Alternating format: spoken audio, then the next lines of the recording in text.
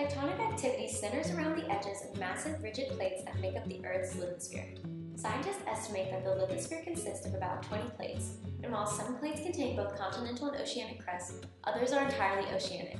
These plates move relative to one another on top of the asthenosphere and form plate boundaries. There are three types of boundaries: divergent, convergent, and transform. Divergent boundaries occur when two lithospheric plates are pulled apart.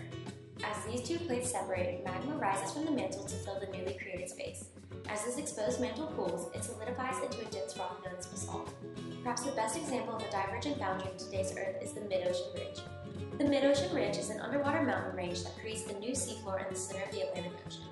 The country of Iceland happens to sit on the middle of this mid-ocean ridge, which is why the country is mostly volcanic. Iceland sits right on top of the North American and Eurasian plate boundary. Because of this, scientists study this region to understand the behavior and effects of divergent boundaries on land, which are much more rare. Convergent boundaries occur when two plates run into each other. We know that new crust is being created through divergent plate boundaries known as mid-ocean ridges, and because the Earth is neither shrinking nor growing in size, there must be a process by which the Earth's crust gets destroyed.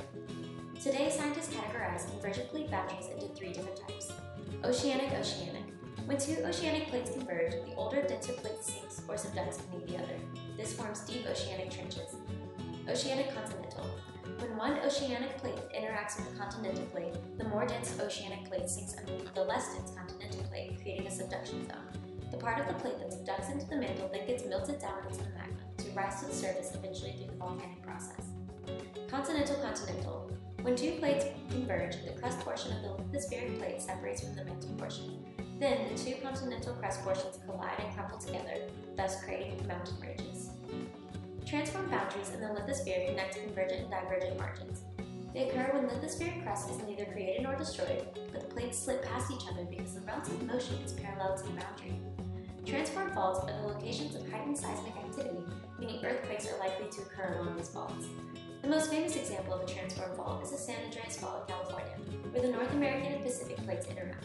In addition to being the site of several high-magnitude earthquakes, this fault can be very deadly because it's home to several million people living in close proximity to each other along the fault.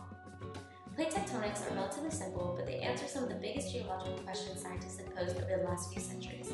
This theory combines the ideas of continental drift and seafloor spreading and explains many of Earth's geographical phenomena. Plate tectonics has taught us so much over the years and revolutionized the way we view Earth, but we know there's still so much more to discover.